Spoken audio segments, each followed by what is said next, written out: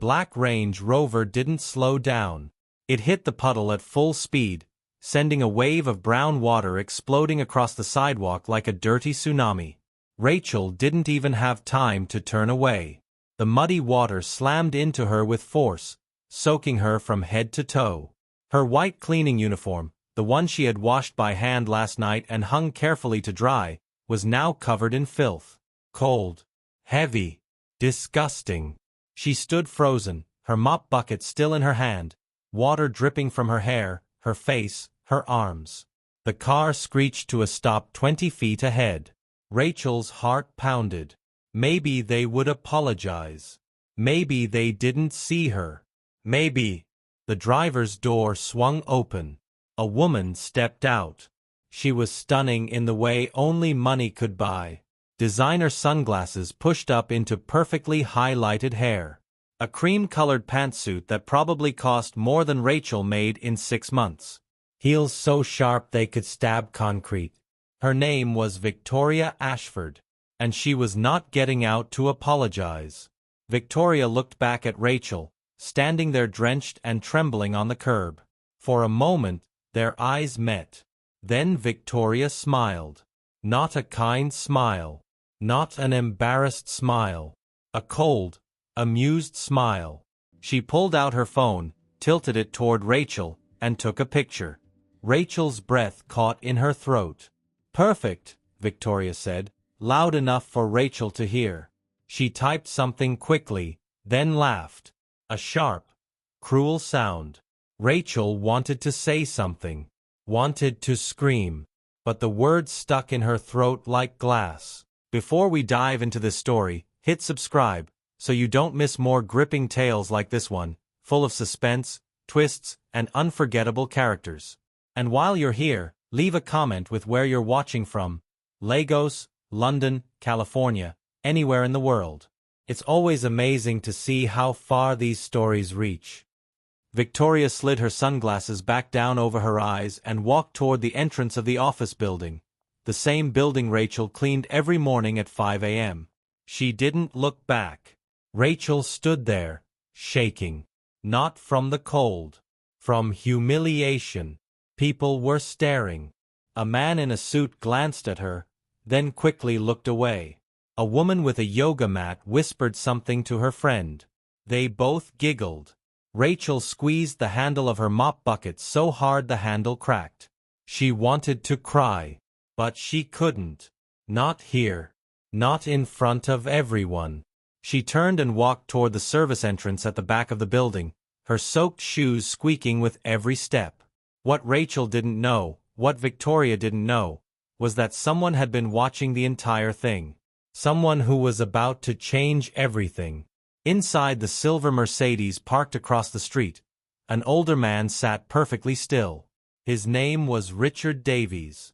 He was 72 years old, wearing a simple gray suit and a watch that didn't scream wealth but whispered it. His hands rested on the steering wheel, but his eyes were locked on the scene that had just unfolded. He had seen the whole thing. The car. The splash. The picture. The smile. Richard's eyes opened wide in disbelief. He cannot imagine anyone could pull up with that attitude. He had been on his way to a meeting. A very important meeting with the board of Davies Industries, the company he had built from nothing for over 50 years. But now, he wasn't thinking about the meeting. He was thinking about the girl. The one standing in the rain of her own humiliation, holding a mop like it was the only thing keeping her upright. Richard had seen that look before. He had worn it himself, a lifetime ago. He reached for his phone and dialed a number.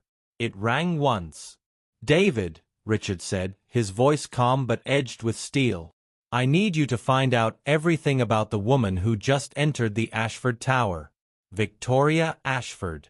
I want to know where she works, who she knows, and even what she had for breakfast this morning. I need every little details." There was a pause on the other end. "Sir, is everything all right?"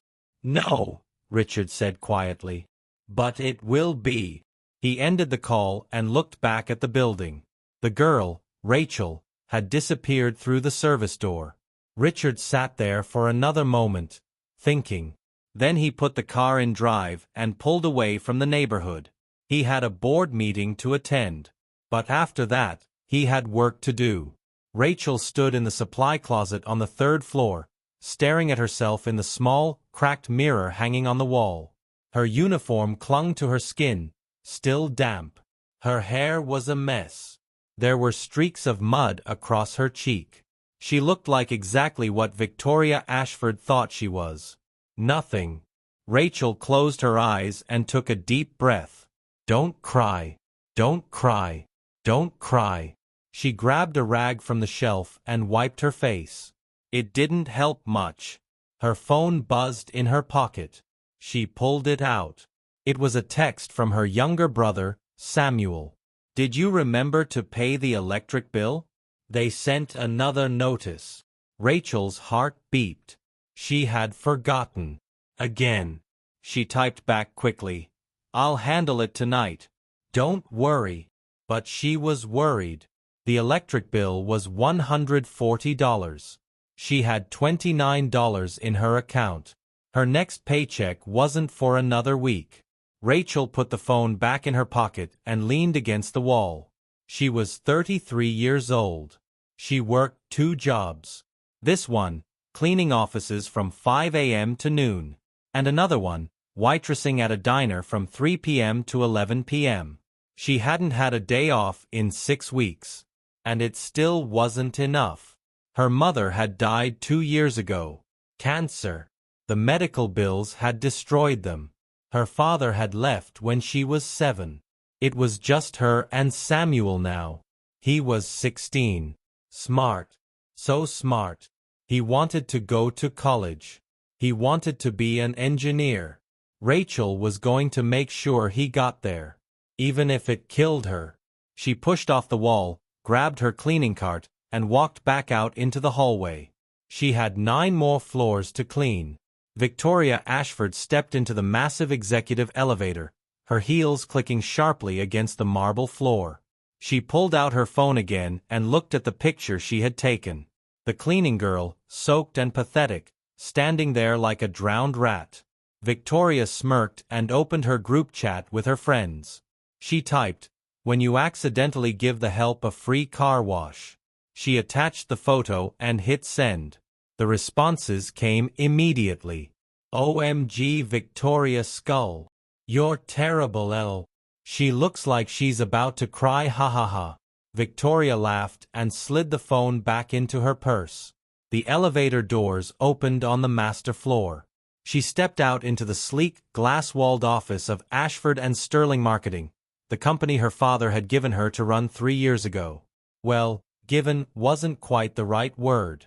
He had handed it to her because she was his only child, and he wanted to retire to his villa in Spain. Not because she had earned it. But Victoria didn't care about that. She walked past her assistant's desk without saying good morning and entered her corner office. Floor-to-ceiling windows. A view of the entire city. A desk made of Italian marble. She sat down, kicked off her heels, and checked her calendar. 10 a.m. Marketing pitch review. 11:30 a.m. Lunch with Daddy's investor friends. 2 p.m. Spa appointment. Victoria leaned back in her chair and smiled. Life was good. Downstairs, in the basement level where the cleaning staff kept their supplies, Rachael was on her hands and knees scrubbing the floor of the men's restroom. The tile was old. The grout was stained. No matter how hard she scrubbed, it never looked clean. But she kept scrubbing. Because that's what she did. She heard footsteps behind her. Rachael. She looked up. It was Mr. Michael, the building supervisor. A short, round man with a mustache that looked like it hadn't been trimmed since 1987. Yeah, Rachael said, sitting back on her heels. You're needed on 33, he said. Rachael frowned. 33? That's the executive floor.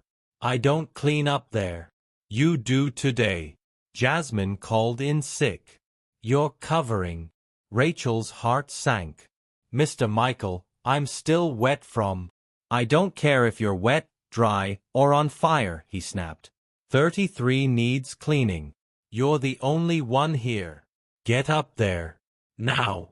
Rachael wanted to argue, but she couldn't afford to lose this job. Yes, sir, she whispered. She stood up, grabbed her cart, and headed for the service elevator. Her hands were still shaking. The service elevator was slow. Rachael stood inside, staring at her reflection in the dull metal doors. She looked terrible. Her uniform was still damp in patches. Her hair was frizzy. There were dark circles under her eyes that no amount of sleep would fix. Because she didn't get sleep. She got 3, maybe 4 hours a night if she was lucky. The elevator dinged. Master floor. The doors slid open. Rachael pushed her cart out into a hallway that looked nothing like the floors below. This wasn't just clean. This was pristine. White marble floors. Glass walls. Modern art that probably cost more than her entire apartment building. She could smell expensive perfume lingering in the air. Rachael gripped the handle of her cart and started walking. She kept her head down. That was the rule. Don't make eye contact. Don't speak unless spoken to. Be invisible. She passed a conference room where 3 men in suits were arguing about quarterly projections.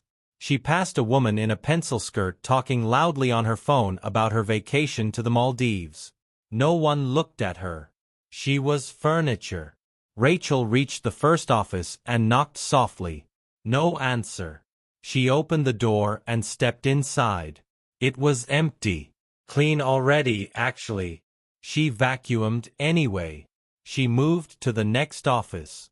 Same thing. Then the next. And then she reached the corner office. The door was closed. There was a gold nameplate on it.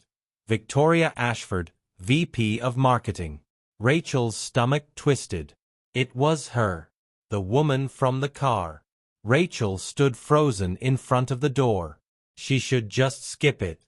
Move to the next office. Pretend she didn't see it. But Mr. Michael would check. He always checked. Rachael took a deep breath and knocked. Come in, a voice called from inside. Rachael opened the door. Victoria was sitting at her desk, scrolling through her phone. She didn't look up. I'm here to clean, ma'am, Rachael said quietly. Then clean, Victoria said, still not looking up. Rachael stepped inside, pulling her cart behind her. The office was massive. The view was breathtaking. The furniture looked like it belonged in a magazine. Rachael started with the trash cans. She moved silently, trying not to make noise. Victoria sighed loudly, like Rachael's presence was an inconvenience. Rachael kept working. She wiped down the desk, dusted the shelves, straightened the chairs. And then Victoria finally looked up. Their eyes met. For a split second, there was recognition. Victoria's eyes flicked down to Rachael's uniform. Still stained, still damp. And then she smiled. That same cold, amused smile. Wait, Victoria said, sitting up straighter. You're the girl from this morning. Rachael's heart raced. She didn't answer. Oh my God, you are. Victoria laughed. That's hilarious. So you work here? Rachael nodded stiffly. Victoria leaned back in her chair, arms crossed, studying Rachael like she was a zoo animal. You know, you really should be more careful where you stand, Victoria said. Puddles are unpredictable. Rachael's hands clenched into fists. But she kept her face blank. Yes, ma'am. Victoria's smile widened. Ma'am, I like that. You know your place. Rachael said nothing. You can go, Victoria said, waving her hand dismissively. Actually, wait. Empty that again. She pointed to the trash can. Rachael had just emptied it 30 seconds ago. It was completely empty. But she walked over and pulled the bag out anyway. Victoria watched her with that same cruel smile. Good girl, she said. Rachael tied the bag, placed it on her cart, and walked toward the door. "Oh, and one more thing," Victoria called. Rachael stopped. She didn't turn around. "Maybe invest in an umbrella," Victoria said. "You never know when it might rain." She laughed again. Rachael walked out of the office and closed the door behind her. Her whole body was shaking now. Not from cold. From rage. She wanted to scream. She wanted to throw something. She wanted to march back in there and tell Victoria exactly what she thought of her. But she couldn't. Because people like Victoria always won. And people like her always lost. Across town, in a sleek, modern office overlooking Central Park, Richard Davies sat at his desk reading a file. David, his assistant, had worked fast. The file contained everything. Victoria Ashford, 28 years old. VP of Marketing at Ashford & Sterling, a mid-sized marketing firm owned by her father, Gregory Ashford. She had a degree from a private university her father paid for. She had never worked anywhere else. She had never earned anything on her own. Her social media was public. Thousands of followers. Pictures of yachts, parties, designer bags. And this morning, a photo of a young woman drenched in mud with the caption, "When you accidentally give the help a free car wash face with tears of joy sweat droplets."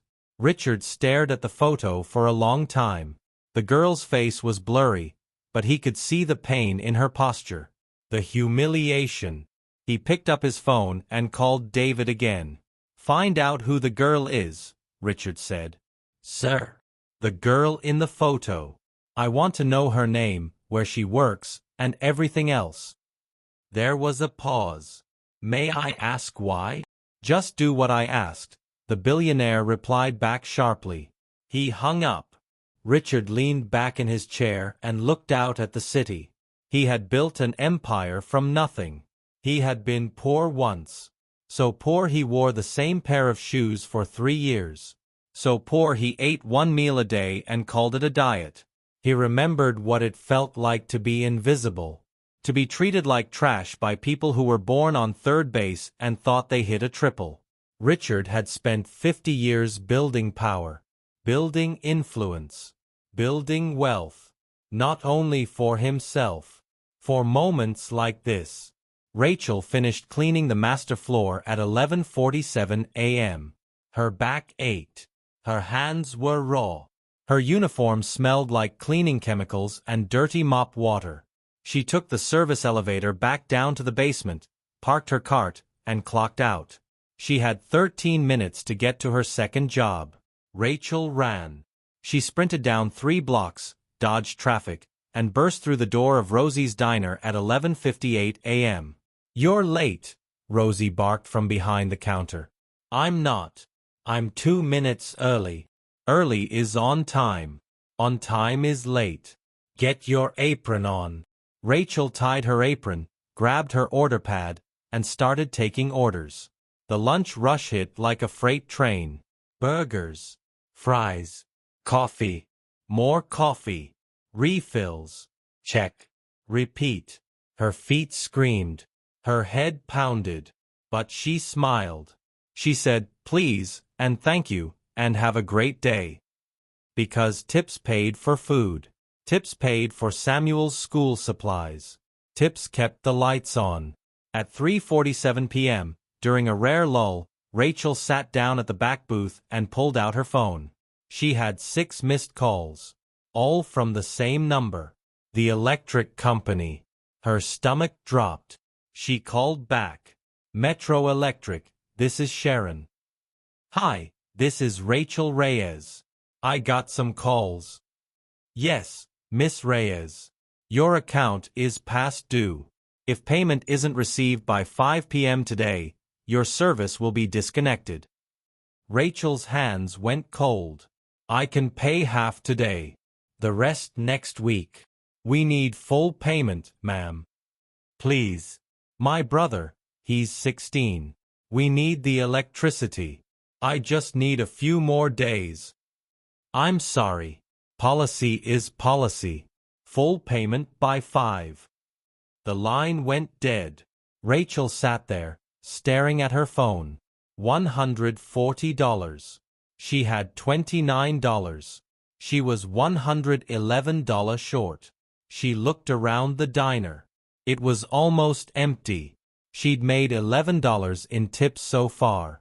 Even if she had the best night of her life, she wouldn't make $111 by 5 o'clock. Rachael put her head in her hands. At 4:15 p.m., Richard Davies's phone beeps. It was a text from David. Rachael Reyes, 23. Works 2 jobs. Morning cleaner at Ashford Tower. Evening waitress at Rosie's Diner. Orphaned at 21. Supports younger brother. No criminal record. Spotless references. Struggling financially. Richard read the message twice. Then he stood up, grabbed his coat, and walked out of his office. "Sir, you have the board meeting in an hour," his secretary called after him. "Reschedule it," Richard said. "But sir." "Reschedule it." He got in his car and typed an address into his phone. Rosie's Diner. 20 minutes later, he walked through the door. The place was small. Worn booths. Faded linoleum. The smell of grease and burnt coffee. Richard sat down at the counter. A woman in her 50s with bleached blonde hair approached. Her name tag said Rosie. "What can I get you, hon?" "Coffee. Black. And a burger." "You got it." Rosie walked away. Richard looked around. And then he saw her. Rachael. She was carrying a tray of dirty dishes, her face tired but focused. She didn't notice him. Richard watched as she cleared a table, wiped it down, and moved to the next one. She moved efficiently. No wasted motion. No complaints. She worked like someone who had no other choice. Rosie brought his coffee. "That girl," Richard said, nodding toward Rachael. "How long has she worked here?" Rosie glanced over. "Rachael? About a year and a half. Good kid. Works harder than anyone I've ever seen. She seems stressed." Rosie sighed. "She's got a lot on her plate. Raising her kid brother alone. Bills piling up. Life's been kicking her pretty hard lately." Richard nodded slowly. "She's about to get a break," he said quietly. Rosie frowned. "What?" But Richard didn't answer. He finished his coffee, left a $100 bill on the counter, and walked out. Rachael's shift ended at 11 p.m. She had made $47 in tips. Not enough. Not even close. She sat in the back of the diner, counting the crumpled bills one more time, like maybe the numbers would change. They didn't. She pulled out her phone and stared at the screen. Samuel had texted her an hour ago. "Lights still on. Did you pay?" Rachael closed her eyes. She couldn't tell him the truth. "Not yet." She texted back. "Yeah. All good. Don't wait up." She was lying. The lights would go out tomorrow morning. Maybe sooner. Rachael grabbed her backpack and walked out into the cold night air. The subway ride home took 40 minutes. She stood the whole way, too tired to fight for a seat. By the time she reached her apartment building in the Bronx, it was almost midnight. The hallway smelled like mildew and someone's burnt dinner. She unlocked the door as quietly as she could. Samuel was asleep on the couch, his math textbook open on his chest. Rachael walked over and gently pulled the book away, setting it on the coffee table. She grabbed a blanket from the closet and draped it over him. He stirred but didn't wake. She stood there for a moment, watching him. He looked so much like their mom. Rachael swallowed the lump in her throat and walked into the tiny kitchen. She opened the fridge. Half a carton of eggs. Some leftover rice.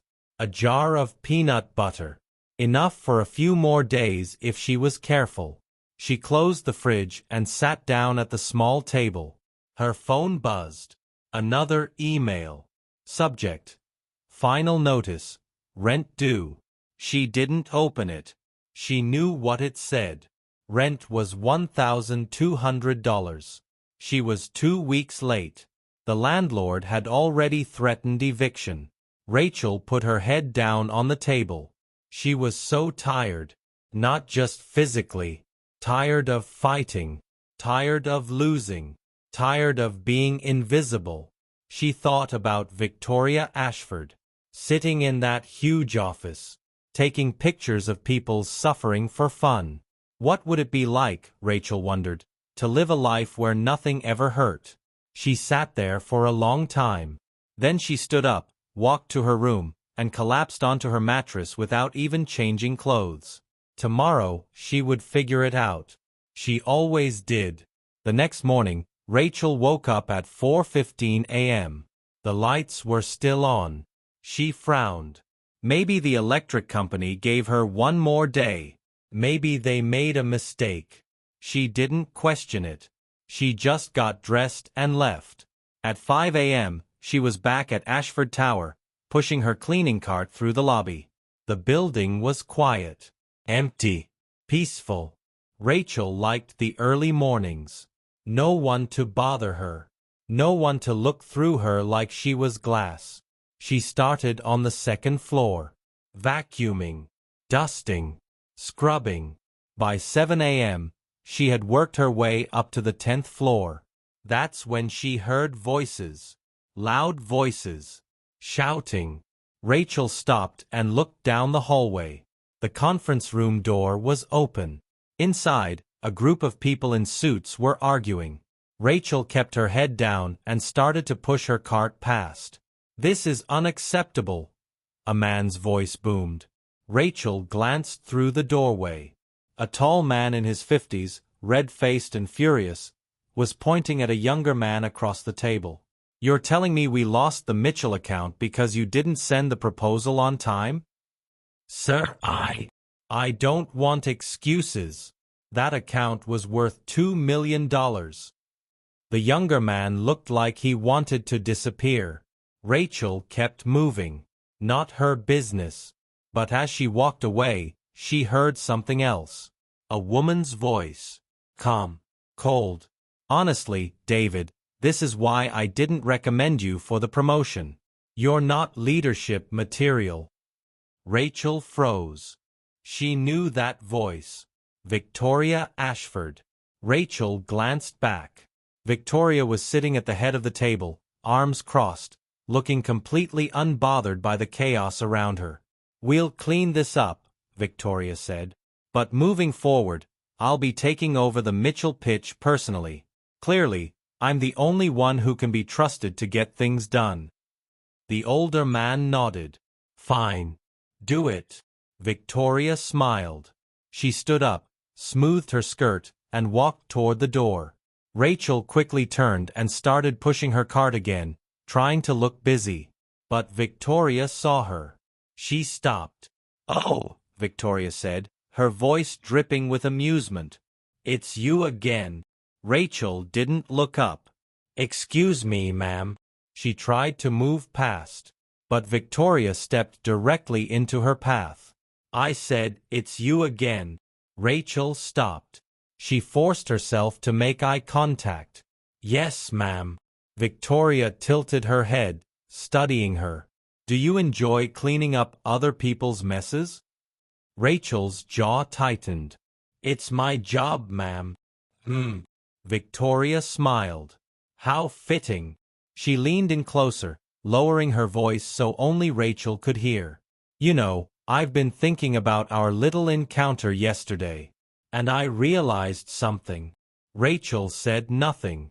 "People like you," Victoria continued, "will always be exactly where you are. Do you know why?" Rachael's hands gripped the cart handle. "Because you accept it," Victoria said. "You don't fight. You don't demand better. You just take it. Like a good little victim." Rachael's heart pounded in her chest. "I'm not a victim," she said quietly. Victoria laughed. "Sure you're not." She stepped aside, waving her hand dismissively. "Run along now. Floors don't clean themselves. Rachael walked past her, her whole body trembling. She made it to the stairwell before the tears came. She sat down on the steps, buried her face in her hands, and cried. Not loud, not dramatic, just silent, exhausted tears. She hated this. She hated feeling powerless. She hated that Victoria was right. Rachael wiped her eyes, stood up, and went back to work. Later that morning, Richard Davies sat in a private meeting room at Davies Industries headquarters. Across from him sat a lawyer named Catherine Mills. Catherine was one of the best contract attorneys in the city. Sharp, ruthless, expensive. I need you to do something for me, Richard said. Of course, Mr. Davies. What do you need? Richard slid a folder across the table. I want you to audit Ashford and Sterling. Quietly. I want to know everything. Financials, contracts, compliance, everything. Catherine opened the folder and scanned the documents inside. Ashford and Sterling, she said slowly. Gregory Ashford's company. His daughter runs it now, Richard said. Victoria Ashford. Catherine raised an eyebrow. And you want me to find something? I want you to find the truth, Richard corrected. Whatever that is. Catherine smiled. I can do that. Good. And Catherine, yes, be thorough. I have a feeling this company has more skeletons than closets. Catherine closed the folder. I'll have a preliminary report by end of week. Richard nodded. Thank you. As Catherine left, Richard's phone buzzed. It was another text from David. Rachael Reyes' electricity was scheduled for disconnection yesterday at 5 p.m. I took care of it. Account is current. Richard allowed himself a small smile. It wasn't much, but it was something. 2 days later, Victoria was sitting in her office, scrolling through YouTube, when her assistant knocked on the door. Come in, Victoria said, not looking up. The assistant, a nervous young woman named Brooke, stepped inside. Ms. Ashford, there's someone here to see you. I don't have any appointments. I know, but he says it's urgent. His name is Richard Davies. Victoria's head snapped up. Davies? As in Davies Industries. Brooke nodded. Victoria's mind raced. Davies Industries was one of the biggest investment firms in the country. If Richard Davies was here, it meant opportunity. Big opportunity. Victoria stood up, smoothed her hair, and smiled. Send him in. Brooke disappeared. A moment later, Richard walked into the office. He was older than Victoria expected. Distinguished. Calm. He wore a simple suit, no flashy watch, no designer labels. But there was something about him that commanded respect. Victoria extended her hand. Mr. Davies. This is an unexpected pleasure. Richard shook her hand briefly.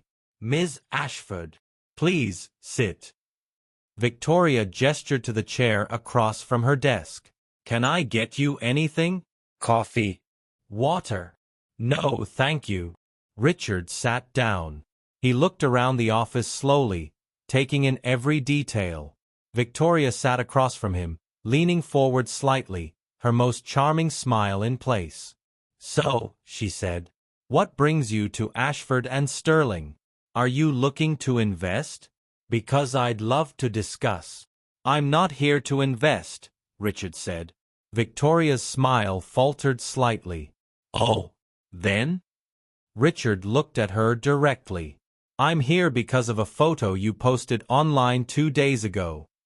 Victoria blinked. I'm sorry. The photo of the young woman, covered in mud. The one you splashed with your car. Victoria's face went pale. I don't. You do, Richard said calmly. You took a picture. You posted it. You mocked her. Victoria's mouth opened, then closed. That was just a joke, she said quickly. I didn't mean anything by it.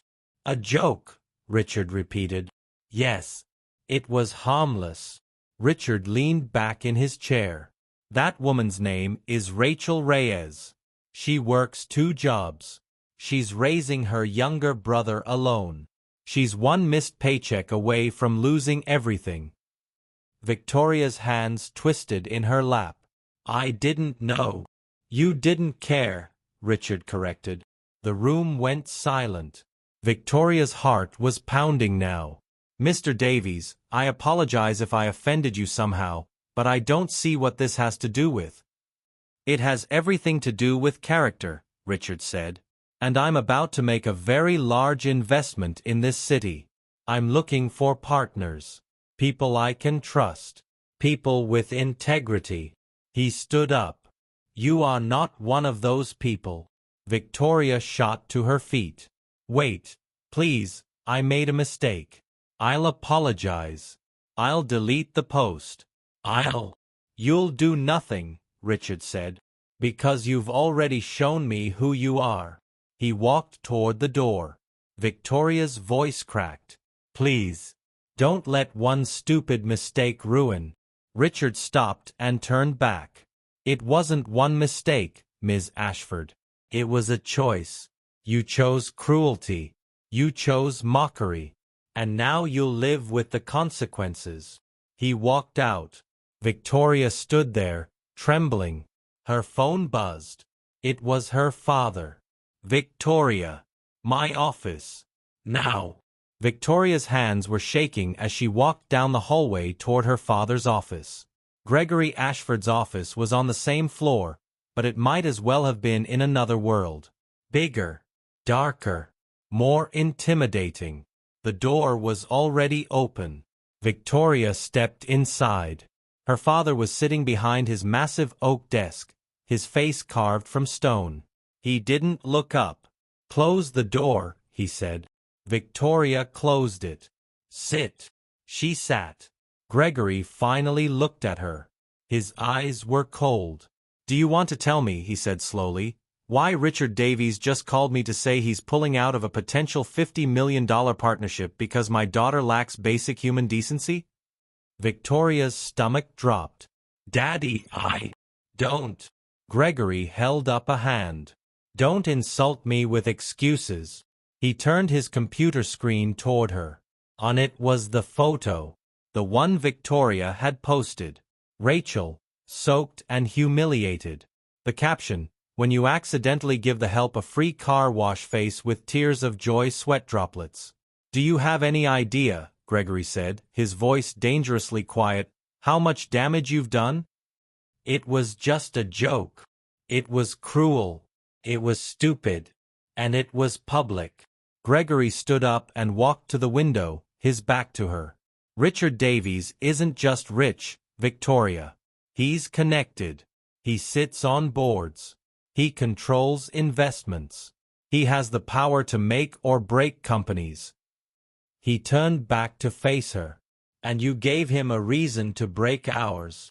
Victoria felt tears prick her eyes. I'll fix it. I'll apologize. You'll do nothing, Gregory said, because anything you do now will only make it worse. He sat back down and rubbed his temples. I built this company from the ground up. I worked 70-hour weeks. I sacrificed everything. He looked at her with something that might have been disappointment. And I handed it to you because you're my daughter, not because you earned it. The words hit like a slap. I'm putting you on leave, Gregory said. Effective immediately. Victoria's eyes went wide. What? No, Daddy, please. This isn't a discussion. You're out. Temporarily. Until I can figure out how to fix the mess you made. But the Mitchell pitch. I'll handle it. Victoria stood up, her voice rising. You can't do this to me. Gregory's voice turned to ice. I can. And I am. Get out of my office. Victoria opened her mouth to argue, but the look on her father's face stopped her. She turned and walked out, slamming the door behind her. Rachael was on the 15th floor, scrubbing a coffee stain out of the carpet, when her phone buzzed. She ignored it. She was working. It buzzed again. And again. Finally, she pulled it out. 3 texts from Samuel. Rachael, something weird happened. The landlord came by. He said the rent's been paid. All of it. Plus next month. She read the messages again. That was impossible. She hadn't paid anything. She called Samuel immediately. Rachael. His voice was confused but excited. Did you win the lottery or something? Sam, slow down. What exactly did the landlord say? He said someone paid our rent. 2 months. In full. He didn't say who. Rachel's mind raced. That doesn't make sense. I don't know, but I'm not complaining. Does this mean we're okay? Rachael swallowed hard. Yeah, we're okay. Cool. I gotta go. I'm late for school. Love you. Love you too. She hung up and stared at the phone. Someone paid their rent. But who? And why? That afternoon, Rachel's shift at the diner started the same as always. Coffee. Orders. Refills. Smiles. But at 4:30 p.m., the bell above the door chimed, and someone walked in who didn't belong. Richard Davies. He was wearing the same simple suit, the same calm expression. He sat down at the counter. Rachael was in the back, but Rosie called her over. Rachael, you got a customer. Rachael grabbed her notepad and walked over. She stopped when she saw him. The man from yesterday. The one who left the $100 tip. Good afternoon, Richard said. Rachael hesitated. Hi. What can I get you? Coffee. Black. And a few minutes of your time, if you're willing. Rachael frowned. I'm working. I'll make it worth your while. He gestured to the empty stool next to him. Please.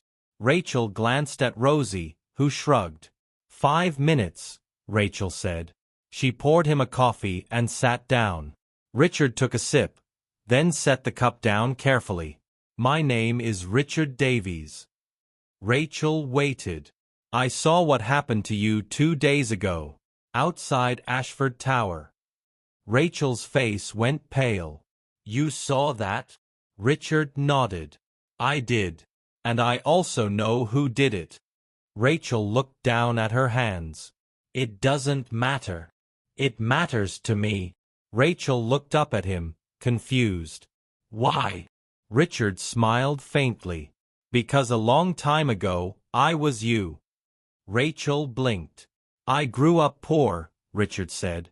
So poor that I wore shoes with holes in them until I was 16. I worked 3 jobs just to eat. People looked at me the way that woman looked at you. He paused. Like I was nothing.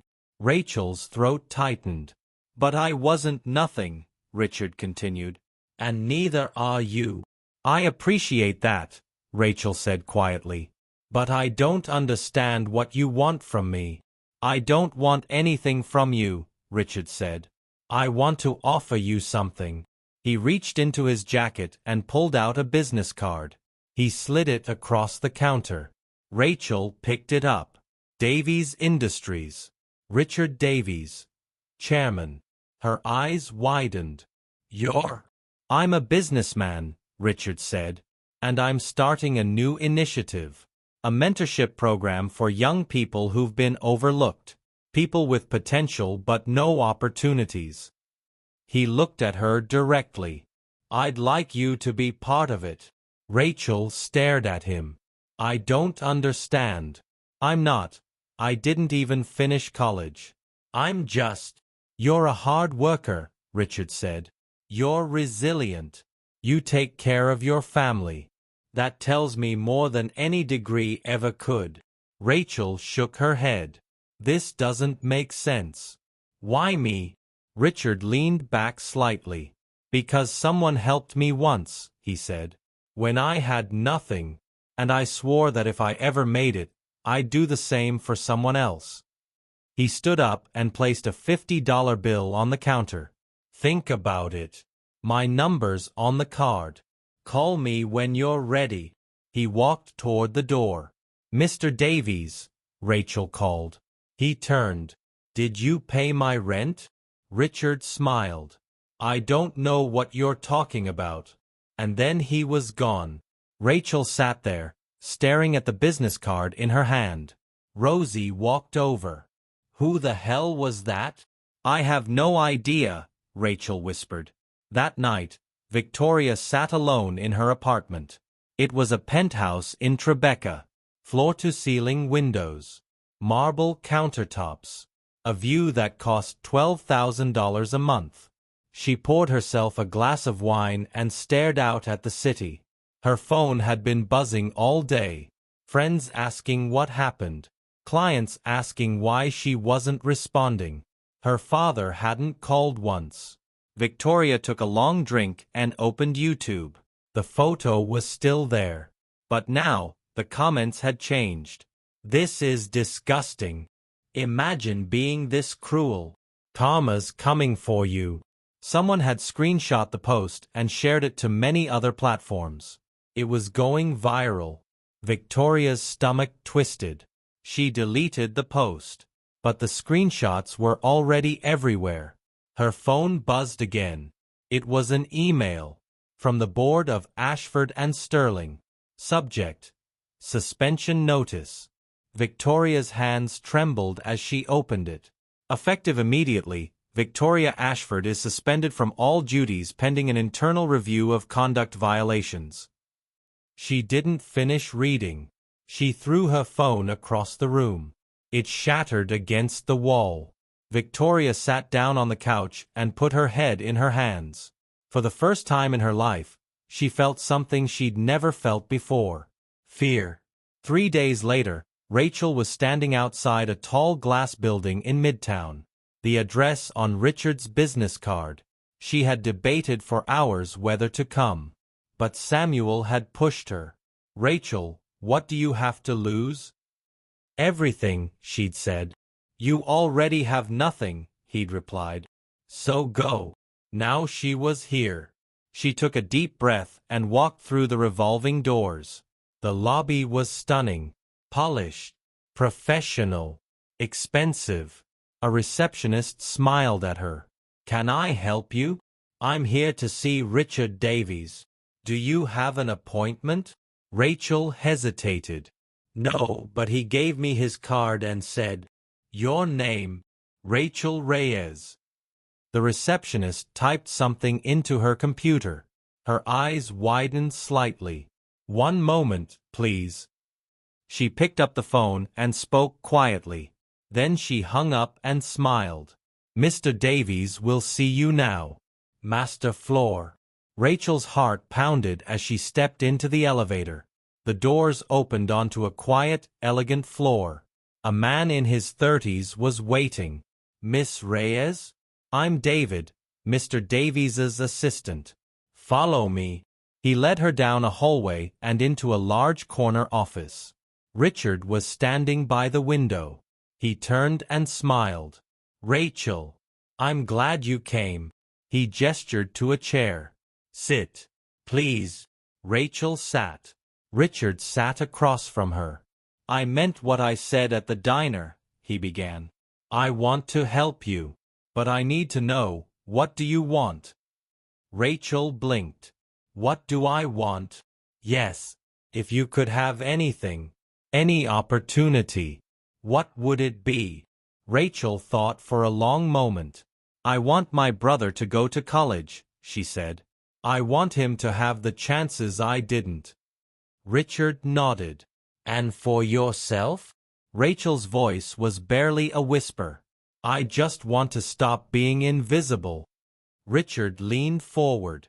Then let's make that happen. Richard stood and walked to his desk.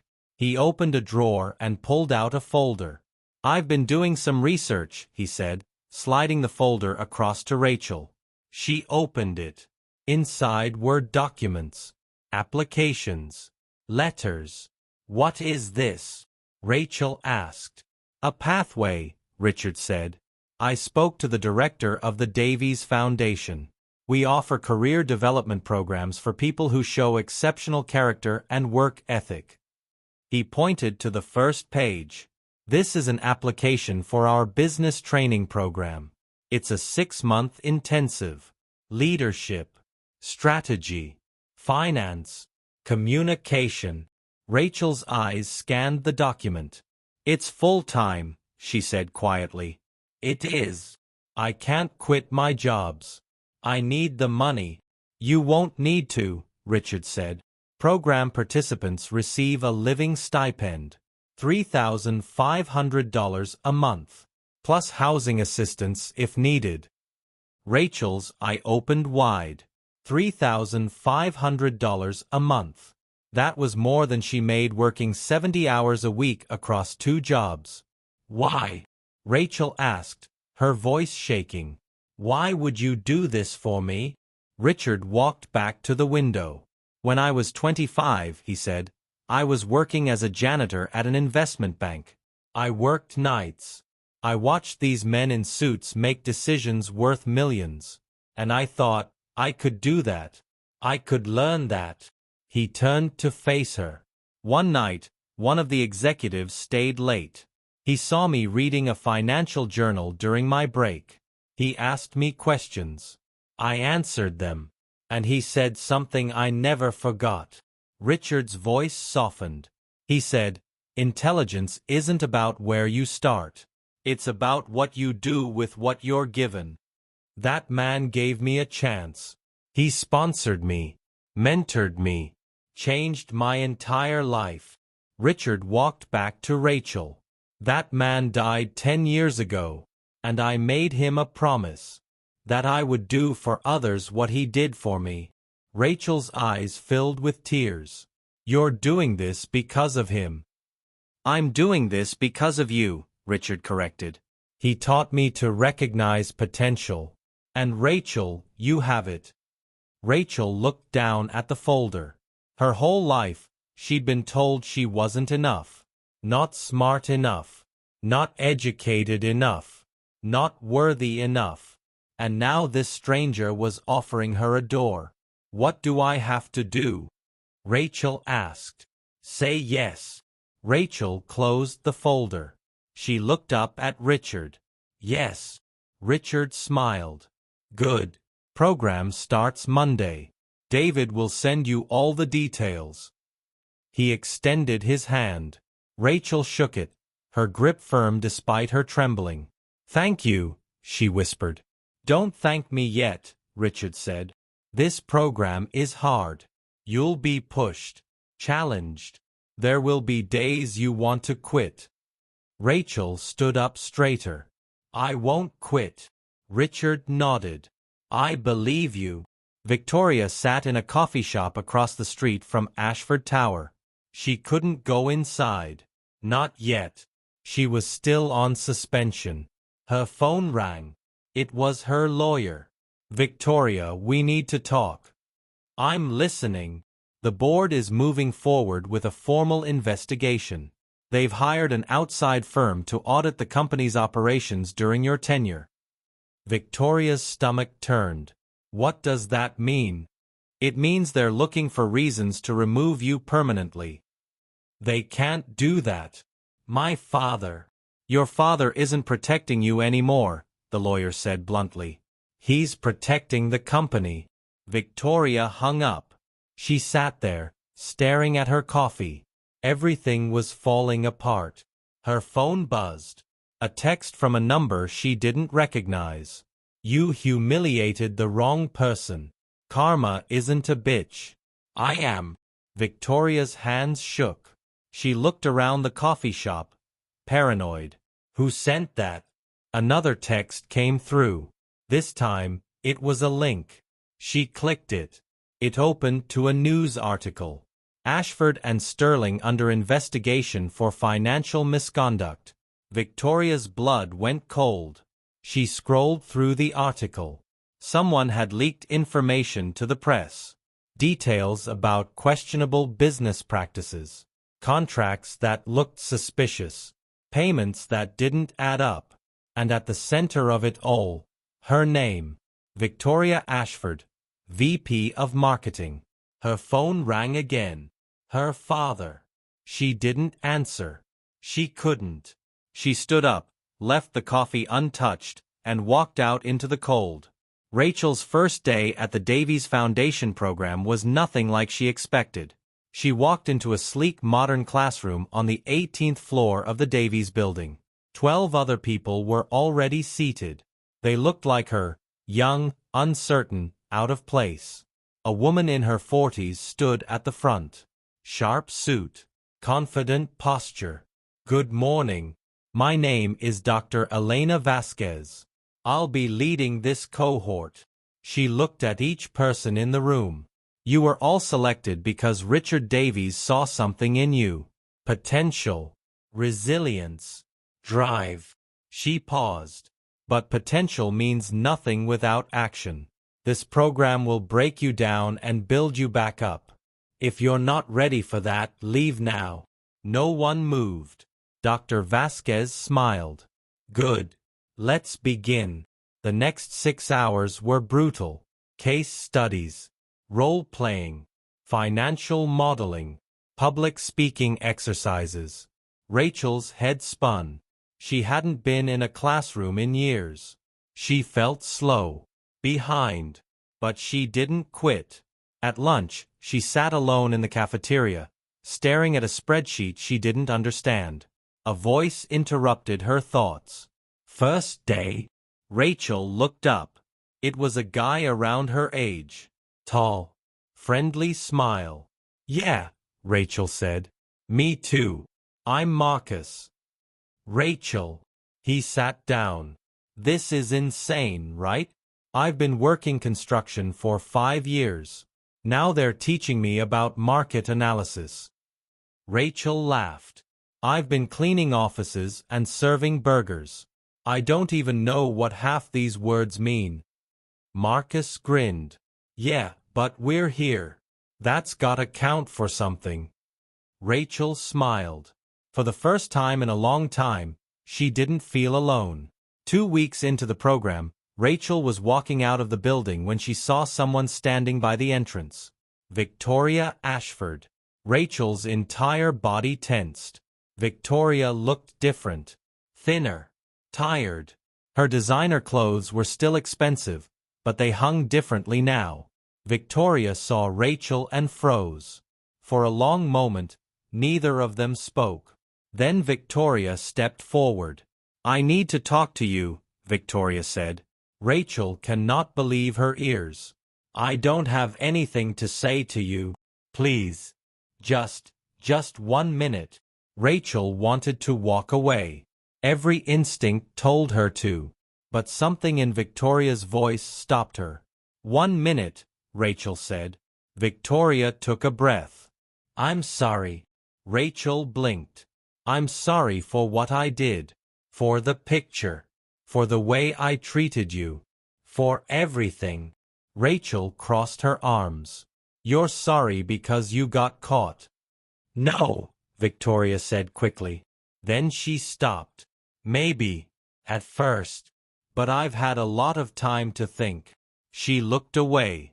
"My whole life, I've been handed everything. I never had to work for anything. Never had to struggle. I thought that made me better than people like you." She looked back at Rachel.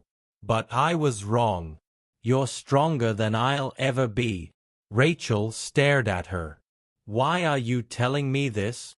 "Because I lost everything," Victoria said, her voice breaking. "My job. My reputation. My father won't even look at me. And I deserved it." Tears spilled down her cheeks. "But you didn't deserve what I did to you. And I needed you to know that I see that now." Rachel said nothing. Victoria wiped her eyes. "I don't expect you to forgive me. I just needed to say it." She turned and started to walk away. "Victoria," Rachel called. Victoria stopped. "I don't forgive you," Rachel said. "Not yet." Maybe not ever. Victoria nodded slowly. But I hope you figure out who you want to be, Rachael continued. Because the person you were, she was miserable. Victoria's lip trembled. Thank you, she whispered. And then she walked away. Rachael stood there for a moment, watching her go. Then she turned and headed home. 3 months later, Rachael was sitting in Dr. Vasquez's office. You've done well, Dr. Vasquez said, reviewing Rachael's file. Top marks in financial strategy. Excellent presentation skills. Leadership potential. Rachael smiled. Thank you. The program ends in 3 months. Have you thought about what comes next? Rachael nodded. I have. And? Rachael took a breath. I want to start a non-profit. For people like me. People who are working 2-3 jobs just to survive. I want to create pathways. Opportunities. Hope. Dr. Vasquez leaned back in her chair. That's ambitious. I know.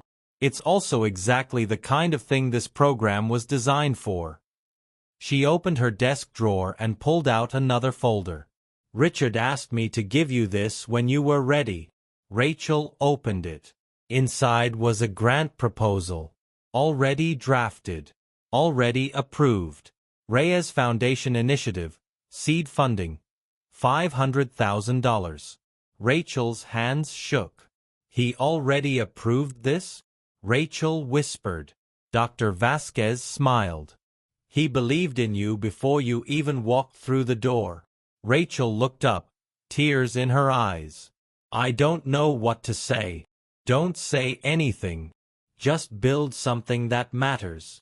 6 months after the program ended, Rachael stood in front of a small renovated building in the Bronx.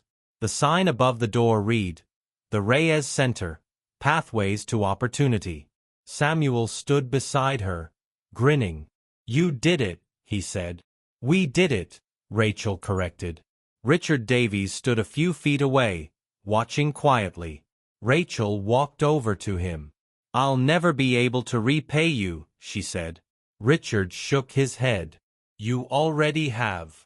You're doing for others what was done for you. That's the only payment I need.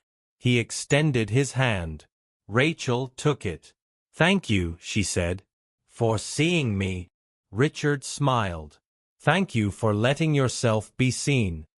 Across town, Victoria Ashford sat in a small office. It wasn't corner. It wasn't glass-walled. It wasn't even hers. She was a junior account coordinator at a mid-sized PR firm. She answered phones. She made copies. She took orders. It was humbling. It was hard. But for the first time in her life, she had earned something. Her phone buzzed.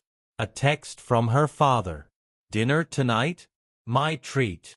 Victoria stared at the message. It was the first time he'd reached out in months. She typed back, I'd like that. She put the phone down and looked at the stack of files on her desk. She had a long way to go. But maybe, for the first time, she was going in the right direction. Years later, Rachael stood on a stage at a conference for non-profit leaders. The room was full. Hundreds of people. She looked out at the crowd and saw faces that reminded her of herself. Tired. Hopeful. Fighting. My name is Rachael Reyes, she began. And 5 years ago, I was invisible. She told her story. The mud. The humiliation. The exhaustion. And the man who saw her when no one else did. I learned something important, Rachael said.